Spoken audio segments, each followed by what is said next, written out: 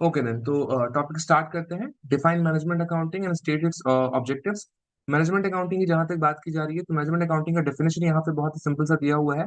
According to USA, जो वहाँ का इंस्टीट्यूट है, Institute of Management Accounting USA has defined management accounting as a value adding continuous improvement process of planning, designing, measuring and operating both non-financial information system and financial information system that guides management action, motivates behavior, and supports and creates the cultural values necessary to achieve an organization's strategic, tactical, and operating objectives. बहुत सारी चीजों को एक साथ करने के चक्कर में लोगों ने डेफिनेशन बहुत लंबा कर दिया, लेकिन जो भी चीजें पॉइंट यहाँ पे इंक्लूड किया गया है बहुत सही है, बहुत अच्छा है।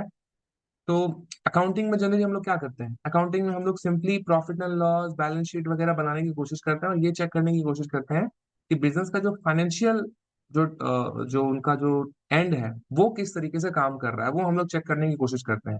अगर कुछ दिक्कत होती है तो फिर हमें जो है डिसीजन वगैरह लेना पड़ता है कि चलो इस प्रोजेक्ट में प्रॉब्लम हो रही है तो इस प्रोजेक्ट को बंद करके यहाँ, या फिर यहाँ की फंडिंग कम करके ऐसे प्रोजेक्ट में पैसे लगाते हैं जहां से फंडिंग हमारी, जहां से रिटर्न हमें अच्छा मिलेगा। तो ये डिसीजंस लेकिन कौन लेगा? ये डिसीजंस जो बिजनेस, जो मैनेजर है डेफिनेटली वही लेगा, जो बिजनेस को मैनेज कर रहा है वो लेगा, राइट? तो हम लोग जनरली फाइनेंशियल अकाउंटिंग में क्या करते थे? हम लोग सारी चीजें करते थे। आपका ट्रायल बैलेंस हो गया, journal ledger, trial balance, balance sheet, trading and PL वगैरह वगैरह, वो सारी चीजें हम लोग करते थे। That is the financial part, ठीक है। लेकिन उन सारे फाइनेंशियल पार्ट को किस तरीके से मैनेज करना है, कहाँ पे क्या होगा, ये डिसीजन लेने का काम जो रहता था वो रहता था मैनेजर का। तो ये जो काम होते हैं अच्छा, वो जो डिसीजन लेगा वो किस बेसिस पे लेगा, that is also a question, है ना? क्योंकि जब तक फाइनेंशियल रिजल्ट आएंगे नहीं, आपको तो पता चलेगा नहीं आपका कौन सा प्रोजेक्ट अच्छा काम कर रहा है, कौन सा प्रोजेक्ट बुरा रिजल्ट दे रहा है आपको, राइट? तो पहले तो आप वो चेक करोगे कि आपका फाइनेंशियल कैसा है, उसके बेसिस पे जो मैनेजमेंट में लोग बैठे हुए रहते हैं उनका काम होता है कि उन सारे फाइनेंशियल्स को अच्छी तरह से स्टडी करना, और स्टडी करने के बाद ये फाइंड आउट करना कि कौन सा प्रोजेक्ट या फिर कौन सा जो उनका टास्क है वो बेहतर चल रहा है या आगे जाकर के उनको अच्छा रिटर्न देगा, राइट? तो मैनेजर्स का ये काम होता है। और मैनेजर्स जो है इस काम को करने के लिए बहुत सारे टेक्निक्स का इस्तेमाल करते हैं, और उन टेक्निक्स में बहुत सारी चीजें हैं, और उन्हीं सब चीजों से मिल करके हमारा बनता है मैनेजमेंट अकाउंटिंग। क्योंकि इसमें अकाउंटिंग भी होती है और यहाँ पे आप मैनेज करने के लिए अकाउंटिंग करते हो, तो ये मैनेजमेंट अकाउंटिंग है। यहाँ पे जनरली हम लोग क्या करते हैं, यहाँ पे हम लोग अपना कैश फ्लो, फंड फ्लो बहुत अच्छे तरीके से देखते हैं। उसके बेसिस पे यहाँ पे सारा का सारा खेल जो है वो रेशियो एनालिसिस का है, ठीक है। जो रेशियो एनालिसिस होता है, करंट एसेट रेशियो है ना, acid test ratio, break even analysis, बहुत सारी चीजें इसमें हैं, एक एक करके डिस्कस करेंगे हम लोग। वो सारी चीजें जो है मैनेजमेंट अकाउंटिंग का पार्ट है, उसमें मैनेजमेंट अकाउंटिंग में हम लोग यही करते हैं, ठीक है।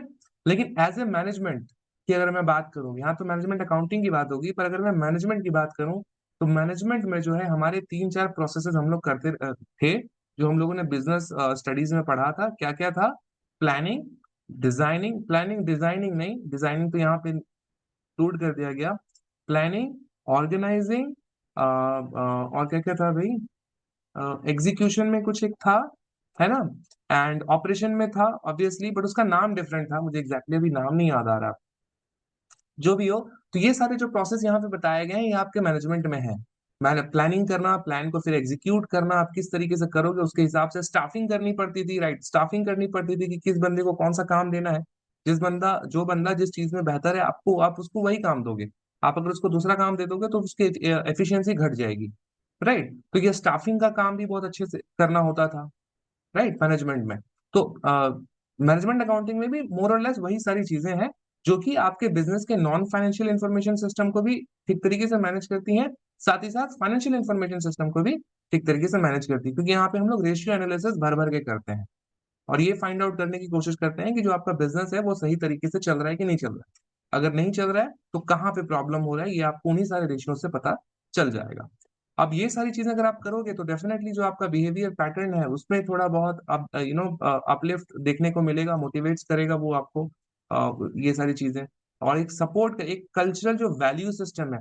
देखो बिजनेस में, बिजनेस कितना भी गंदा क्यों ना चल रहा हो, लेकिन अगर बिजनेस में काम करने वाले लोग अगर अच्छे हैं और अगर वो दिल लगा के काम कर रहे हैं तो डेफिनेटली बिजनेस आगे जाकर के ग्रो करता है। तो ये जो कल्चर है, जो बेहतरीन कल्चर, एक ऑर्गेनाइजेशन कल्चर एक टर्म होता है जो कि आप I think organisation theory and behaviour, I don't know कि आपका शायद, नहीं नहीं बीकॉम में तो बिल्कुल नहीं है, एमकॉम में है, पहला पेपर ही आपका यही है। तो उसमें जनरली बात ये की गई है ना कि जो ऑर्गेनाइजेशन बिहेवियर है वो लोगों के बिहेवियर के ऊपर डिपेंड करता है कि लोगों का बिहेवियर कैसा है। तो एक और एक ऑर्गेनाइजेशन का कल्चर होता है, वो भी मोर और लेस वही सारी चीजें हैं। तो वो सारी चीजें जो है क्रिएट करता है बहुत सारी इंटरनल चीजों को। जैसे यहाँ पे बात की जा रही है ना कि एक कल्चरल वैल्यू सिस्टम जो है वो आपको बनाना है, एक स्ट्रेटेजिक टैक्टिकल ऑपरेटिंग ऑब्जेक्टिव्स बनाने हैं। ये सारी चीजें ना वो इंटरनली डेवलप की जाती हैं। और ये डेवलपमेंट लाइक ऐसे नहीं हो सकता कि आपने बोल दिया और डेवलप हो गया, इसके ऊपर कॉन्टिन्यूअस काम करना जरूरी है। ओके, तो ये सारी चीजें जो है उसमें है। अगर आप मैनेजमेंट अकाउंटिंग करोगे तो ये सारी चीजें जो बेहतर होती जाएंगी, क्योंकि आपको पता रहेगा कि किसका फॉल्ट है। जनरली कॉर्पोरेट्स में क्या होता है कि गलती किसी और की होती है और वो किसी और के ऊपर मर देता है, फिर वो किसी और के ऊपर मर देता है, पता ही नहीं चलता कि कौन अकाउंटेबल है कौन नहीं है। राइट, तो जब आप रेशियो एनालिसिस करते हो या इस तरह की चीजें करते हो तो आपको पता रहता है कि कौन किस चीज के लिए रिस्पॉन्सिबल है, और फिर आप उसी को उस चीज के लिए रिस्पॉन्सिबल ठहराते हो। तो जो कल्चरल जो एक कल्चर बनता है, जो एक जो स्ट्रेटेजी बनती है वो बहुत ही बेहतरीन बनती है वहां। और डेफिनेशन की बात करें तो as per the American accounting association, इनका कहना है कि the application of appropriate techniques and concepts in processing historical and projected economic data of an entity to assist management. देखो वही बात बोली गई है कि डेटा को ठीक तरीके से डिफरेंट टेक्निक्स के साथ, एप्रोप्रिएट टेक्निक्स एंड कंसेप्ट के साथ उसको एनालाइज किया जा रहा है, हिस्टोरिकल डेटा को। और जो प्रोजेक्टेड डेटा है, जो एस्टिमेटेड डेटा है, उसको एनालाइज किया जाता है, ताकि उस डेटा के बेसिस पे आप मैनेजमेंट को असिस्ट कर सको डिफरेंट डिफरेंट डिसीजंस लेने में, है ना। Establishing plans for reasonable economic objectives in making of rational decisions, है ना। बायस डिसीजन नहीं लेना है, रैशनल होकर के लेना है, चीजों को चेक करना है बढ़िया से, उसके बाद डिसीजंस लेना है with a view towards these objectives, जो भी ऑब्जेक्टिव्स है। ओके, यहाँ पे दो और डेफिनेशन है, मैं चाहूंगा कि आप इसको एक बार रीड कर लीजिएगा, इसके ऊपर और ज्यादा नहीं पढ़ता मैं। एग्जाम में अगर आप दो डेफिनेशन भी लिख दोगे तो काफी है, प्रथम ठीक है, बहुत ज्यादा जरूरत नहीं है। एक बेसिक सा आप अपने अकॉर्डिंग लिख देना, और एक हो सकेगा तो कोई एक तीन जो मैंने अभी है, दो हम लोगों ने ऊपर की है, उसके बाद फिर ये है। तो आप कोई भी एक अगर लिख दोगे तो चलेगा। चाहो तो आंसर बड़ा करने के लिए आप चारों लिख सकते हो, कोई दिक्कत नहीं है। अच्छा, अब बात कर लेते हैं ऑब्जेक्टिव्स की, करेंगे क्यों। अगर मुझे मैनेजमेंट अकाउंटिंग करनी है तो उसके पीछे कोई रीजन तो होना चाहिए, क्यों करेंगे हम लोग। तो क्यों करेंगे हम लोग, ये पता करने के लिए कि आपका बिजनेस ठीक तरीके से काम कर रहा है कि नहीं कर रहा है। बट ये फाइनेंशियल अकाउंटिंग से थोड़ा डिफरेंट है। फाइनेंशियल अकाउंटिंग में तो ये देखते थे हम लोग कि बिजनेस ठीक तरीके से काम कर रहा है कि नहीं कर रहा है in terms of money, monetary, है ना। पर मैनेजमेंट अकाउंटिंग में ऐसा नहीं है। मॉनेटरी तो है ही, बट एज ए ओवरऑल जो आपका बिजनेस है वो कैसा काम कर रहा है वो भी इसमें देखा जाता है। ठीक है ना। मैनेजमेंट की भी अकाउंटेबिलिटी यहाँ पे चेक की जाती है, जैसे कि जो मैनेजर रहेगा जिस भी प्रोजेक्ट का, उसकी भी अकाउंटेबिलिटी तय की जाएगी कि भाई आपका, आपके अंडर जो प्रोजेक्ट है वो ठीक तरीके से काम क्यों नहीं कर रहा। ठीक है, सो management accounting is like for the upper portion of the hierarchy. Okay, the basic objectives of management accounting is to enable management to carry its duties efficiently, है ना, कि ताकि मैनेजमेंट जो है अपनी ड्यूटीज को एफिशिएंटली कैरी कर सके। ये इसका मेन ऑब्जेक्टिव होता है। That ultimately leads to maximisation of profit in an organisation, जो मैंने बात बोली वही बात बोली गई है। ठीक है ना, ताकि मैनेजमेंट ठीक तरीके से अपने काम को कर पाए। It helps the management in planning, organising, directing and controlling. देखो ये यही सारे पॉइंट्स मैं उस टाइम बताने की कोशिश कर रहा था। So it helps the management in planning, organising, directing and controlling. These staffing भी एक पॉइंट है यहाँ पे जो कि छोटा छोड़ गया है। स्टाफिंग को इसलिए नहीं रखा गया क्योंकि वो एचआर का डिपार्टमेंट होता है, वो भी हालांकि मैनेजमेंट ही है, बट फिर भी वो थोड़ा सा अलग है। जो भी स्टाफिंग भी हालांकि इसमें इंक्लूड किया जा सकता था। Okay, so it helps the management in these activities with the help of creating budgets and formulating strategies for organization as a whole. It helps to reduce the deviation between budgeted and actual targeted achieved, है ना। जो budgeted होगा, budget का मतलब क्या होता है कि सपोज आपको पता है कि पिछले महीने आपके जो है घर में राशन आया था 100 रुपए का। ठीक है, तो इस महीने आप क्या करोगे। इस महीने सपोज घर में मेहमान आने वाले हैं या कोई आने वाले हैं, तो उसके वजह से आपने सोचा कि चलो पिछले महीने 100 रुपए लगे थे, इस महीने हो सकता है मेरे 110 या 120 रुपए लग जाए। तो ये आपने क्या किया, ये आपने एक बजट बनाया। हालांकि बजट मैंने बहुत ही ओवरव्यू ऊपर ऊपर से बना दिया। बजट बनाते वक्त अंदर में बहुत सारी चीजें चेक की जाती हैं, कहाँ पे कितना खर्च हुआ, क्या हो सकता है क्या नहीं हो सकता, बहुत सारी चीजें हैं। बट मैं ओवरऑल बोल रहा हूँ कि जो भी आपका अनुमान रहेगा कि इतना हो सकता है, that is your budget, that is your estimate, you can say इतना हो सकता है, जरूरी नहीं है कि उतना हो। तो ये जो दोनों में गैप होता है ना, एक तो आपने बजट बनाया और जब एक्चुअल निकला तो आपने देखा कि एक्चुअल बहुत ज्यादा निकल गया है। 110 रुपए का आपने बजट बनाया था, खर्च लेकिन 140 रुपए हो गया। तो भाई ये 30 रुपए फिर कहाँ से आएंगे? आ तो जाएंगे, पर ये हुए क्यों? राइट। तो इन सब चीजों को भी ठीक करने के लिए, ये जो गैप है दोनों के बीच में, इस गैप को कम करने के लिए, ठीक करने के लिए जो है मैनेजमेंट किया जाता है। ठीक है, with the help of creating budget and formatting strategies of organization as a whole, it helps to reduce the deviation. देखो, it helps to reduce the deviation between budgeted and actual targets achieved. जो budget किया गया था और जो actual targets आपने achieve किया है, उसमें जो डेविएशन है, जो डिफरेंस है, उसको आप कम करने की कोशिश करते हो। The main objective of the management accounting are as follows. सबसे पहला है, मैं थोड़ा पानी पी लेता हूँ, एक्सक्यूज मी।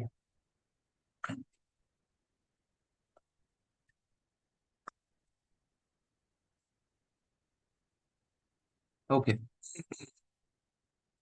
तो सबसे पहला है, helps in planning and formulating management policies. तो सबसे पहले तो काम तो यही करते हैं हम लोग, जो भी फाइनेंशियल्स वगैरह होती हैं, जो भी रेशियोज वगैरह हम लोग निकालते हैं, उसको चेक करते हैं, और चेक करने के बाद हम लोग मैनेजमेंट के लेवल पे जो डिसीजंस लेना होता है, वही हम लोग लेते हैं।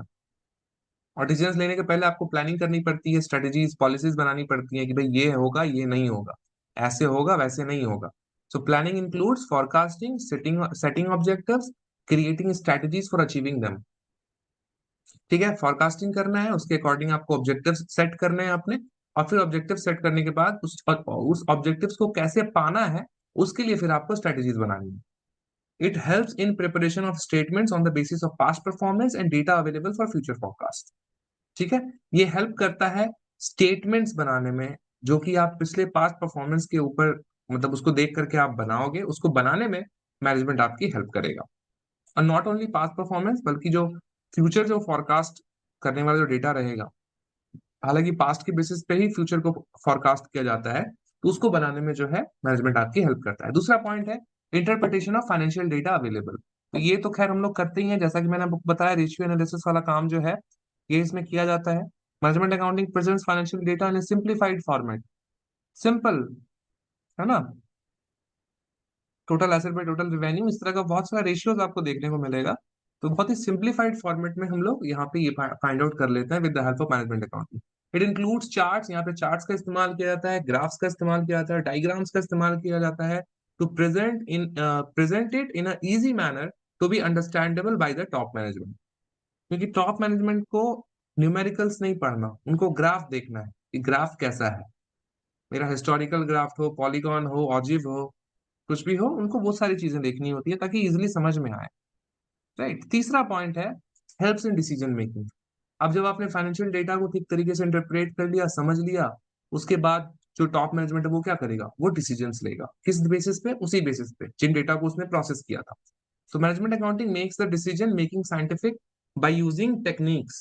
It uses the data from cost accounting and financial accounting, दोनों से analyzes it for making a sound decision. दोनों तरफ से डेटा ये लोग लेते हैं, कॉस्ट अकाउंटिंग से भी और फाइनेंशियल अकाउंटिंग से भी, और उसके बेसिस पे जो है वो लोग डिसीजंस वगैरह लेते हैं। For example, it helps in ascertaining the profitability of a product. किसी प्रोडक्ट की कितनी प्रॉफिटेबिलिटी आ रही है, exercise effective control on it, उसके ऊपर एक इफेक्टिव कंट्रोल लगाना है ना। अगर बहुत ज्यादा आपके एक्सपेंसेस हैं तो कहाँ पे हो रहे हैं, क्या उसको कम किया जा सकता है। कॉस्ट अकाउंटिंग में तो हम लोग वही करते थे, आपने भी किया होगा कि कॉस्ट अकाउंटिंग में हम लोग बाई हुक और बाई को कॉस्ट को रिड्यूस करने की कोशिश करते हैं without interfering the quality of the product. We always try to reduce the cost of any product, तभी आपका प्रॉफिटेबिलिटी बढ़ पाएगा। अगर आपको 10 रुपए का प्रॉफिट करना है तो डेफिनेटली आपको अपने प्रोडक्ट को 6 या 7 रुपए में बना लेना पड़ेगा, तभी आपको 10 मतलब कुछ प्रॉफिट होगा। ठीक है, 10 रुपए का प्रॉफिट नहीं, अगर 10 रुपए में बेचना है तो तभी तो 3 रुपए का प्रॉफिट होगा ना, नहीं तो फिर कैसे होगा। तो वो सारी चीजों में भी ये हेल्प करता है। तीसरा है चौथा है हेल्प्स इन कंट्रोलिंग परफॉर्मेंस। तो ये तो होना ही है। अच्छा, यहाँ पे हाँ, product exercise effective control on it and implement the cost reduction programmes. अच्छा, ये तो हो गया। फोर्थ नंबर पॉइंट है हेल्प्स इन कंट्रोलिंग परफॉर्मेंस। अब ये सारी चीजें जब आप करोगे तो डेफिनेटली आपको ये भी पता चल जाएगा इन सारी चीजों को करते हुए, पहले 3 पॉइंट्स करते हुए, कि किसका परफॉर्मेंस अच्छा नहीं है, किस प्रोजेक्ट का परफॉर्मेंस अच्छा नहीं है, किस मैनेजर का परफॉर्मेंस अच्छा नहीं है, तो फिर आपको आप उस चीज के लिए उस बंदे को अकाउंटेबल ठहराओगे। तो वो बोलेगा नहीं नहीं sir, sorry sir, sorry sir, अगली बार से मैं ध्यान रखूंगा, ये गलतियां दोबारा नहीं होंगी, मैं कोशिश करूंगा कि ठीक मतलब अब से जो है ऐसा रिजल्ट ना आए। राइट, तो ये आपके परफॉर्मेंस को, आपके बिजनेस के परफॉर्मेंस को कंट्रोल करने में भी ये काफी हद तक हेल्प करता है। ठीक है, और मॉनेटरी टर्म्स में ही कंट्रोल होना चाहिए। अगर मॉनेटरी टर्म्स में सारी चीजें कंट्रोल्ड है तो फिर किसी को कोई फर्क ही नहीं पड़ता। आप प्रॉफिट कमा करके बिजनेस को दो, बिजनेस को कोई फर्क नहीं पड़ता कि आपने प्रॉफिट कैसे कमाया, बस कमाना है। ठीक है, सो management accounting helps in controlling by using different techniques like standard costing and budgetary control. Okay, control करने की कोशिश करते हैं बाय डिफरेंट टेक्निक्स, कॉस्ट को कंट्रोल करने की कोशिश करते हैं, अपने खर्चों को कंट्रोल करने की कोशिश करते हैं by using the techniques like standard costing and budgetary control. It controls the cost of each department. ये हर एक डिपार्टमेंट के कॉस्ट को कंट्रोल करता है, and individual by different techniques, और इंडिविजुअल्स के कॉस्ट मतलब इंडिविजुअल्स को भी कंट्रोल करता है। It defines each unit as a responsibility centre. हर एक यूनिट को वो as a responsibility centre declare कर देता है। That unit is held responsible for the deviation, और उस यूनिट को वो लोग रिस्पॉन्सिबल ठहराते हैं अगर किसी भी तरह का डेविएशन देखने को मिलता है तो। It helps them to understand the weak areas. देखो, कह रहा हूं ना, बिजनेस को कैसे चलाना है ये फाइंड आउट करने में मैनेजमेंट हेल्प करता है ये आपकी। So it helps them to understand the weak areas and take क्या है, corrective actions to improve the situation. Point number 5, helps in organising. ठीक है, तो मैनेजमेंट तो ऐसे भी हेल्प करता है, यहाँ पे अकाउंटिंग नहीं, यहाँ पे ज्यादा काम मैनेजमेंट का है। So it helps in creating effective and efficient organisational framework. Management accountant uses budgeting techniques and return on capital employed to control cost and responsibility. It leads to decentralisation, to rationalisation of organisational structure. जो decentralise किया हुआ था ना चीजों को, कि आपका ये डिपार्टमेंट है, आपका वो डिपार्टमेंट है, आप अपना डिपार्टमेंट संभालो, आप अपना डिपार्टमेंट संभालो, लेकिन जब रिजल्ट निकल करके आया तो पता चला कि किस डिपार्टमेंट की गलती है, और उस डिपार्टमेंट से जुड़ा हुआ जो भी डिपार्टमेंट है, गलती फिर उनकी भी हो जाएगी। तो एक तरीके से आप रैशनलाइज हो जाओगे, सभी के ऊपर आपने जो है सभी को अकाउंटेबिलिटी ठहरा दी, और सभी को जो है प्रेशराइज करके आपने उनको कहा कि आप काम जो है अपना ठीक तरीके से करो। है ना, ऑर्गेनाइज जो है वो डिफरेंट तरीके से वो हो जाएगा। 6 नंबर पॉइंट पे चले आते हैं, हेल्प्स इन रिपोर्टिंग। तो ये तो सबसे बड़ा पॉइंट है एक्चुअली, मैं बोलना चाहूंगा मैनेजमेंट अकाउंटिंग का सबसे बड़ा काम यही है कि रिपोर्टिंग, रिपोर्ट तैयार करना। वो लोग जो है फाइनेंशियल एंड कॉस्ट अकाउंटिंग से डेटा लेते हैं, डेटा के बेसिस पे सारा का सारा रिपोर्ट तैयार करते हैं, और रिपोर्ट तैयार करने के बाद फिर वो मैनेजमेंट को, टॉप लेवल मैनेजमेंट को सेंड करते हैं, और उसके बेसिस पे जो है टॉप लेवल मैनेजमेंट अपना डिसीजन लेती है। तो ये तो सबसे पहले होना चाहिए था, कोई नहीं। Helps in reporting. So management accounting informs the management about the current position of the organisation from time to time through timely reporting. है ना, टाइमली जो है वो लोग सारी जानकारियां टॉप लेवल मैनेजमेंट को भेजते रहते हैं। It helps the managers to take required actions timely and correctly. ठीक है, ये हेल्प करता है मैनेजर्स की डिसीजंस को टाइम पे लेने में। Performance of different departments is reported regularly. Simple है। 7वां नंबर पॉइंट है helps in coordination of operations. Management accounting helps in evaluating the performance and coordinating the operations. It helps management in coordinating activities bye preparing functional budgets. देखो, functional budgets वो लोग तैयार करते हैं, जिसके basis पे जो है वो लोग ठीक तरीके से कोऑर्डिनेट कर पाते हैं ऑपरेशंस को। Right, and then coordinating by creating a master budget. और उसके बाद जो है वो लोग एक मास्टर बजट रेडी करते हैं, जिसके बेसिस पे वो लोग सारे डिपार्टमेंट्स किस तरीके से एक दूसरे के साथ कोऑर्डिनेट करके सारे काम को करेगी, ये वो लोग चीज जो है डिसाइड करते हैं। And it is done by the management accounting, वही हेल्प करता है कि भाई ऐसे ऐसे करके जो है करना है। ठीक है, तो that's it, that was the first question. आज के लिए इतना ही रखते हैं। आई होप कि कोई डाउट नहीं होगा। Pratham, have any doubt? No, sir, all clear. Okay then, तो आपको पता है हमारा वेबसाइट कैसे एक्सेस करना है, लिंक मैंने आपको शेयर कर दिया था। एक अपडेट हम लोगों ने वेबसाइट में लाया है, मैं थोड़ा बताता चलूं। प्रथम, अगर आपको या आपके फ्रेंड्स को किसी को भी अगर इसको स्टडी करने में दिक्कत हो रही है, इंग्लिश में समझ में नहीं आ रहा, तो यहाँ पे सिंपली आप ऊपर में जाकर के ट्रांसलेट का ऑप्शन है, यहाँ पे लैंग्वेज सेलेक्ट करके आप किसी भी लैंग्वेज में जो भी आपको पसंद है, ऑब्वियसली इंडियन लैंग्वेज में, यहाँ पे बहुत सारे लैंग्वेजेस हैं, आप पसंद अपना चूज करके आप उसको उसी लैंग्वेज में स्टडी कर सकते हो। जैसे अगर आपको हिंदी में करना है तो सिंपली यहाँ पे हिंदी सर्च करना है। You got it. नाउ जो पूरा का पूरा कंटेंट है वेबसाइट का वो हिंदी में कन्वर्ट हो जाएगा, आपको दिख रहा होगा स्क्रीन पे। So that's how you can do it. और ये सारी की सारी चीजें जो है हिंदी में कन्वर्ट हो जाएंगी, आप आराम से इसको हिंदी में भी पढ़ सकते हो। ठीक है। Okay sir. या so if you have any other doubt आप व्हाट्सएप में बात कर लेना, ठीक है। एंड अगला क्लास होपफुली कल करेंगे। I tell you. Okay. Okay sir. Okay. Okay then bye, take care. Bye sir.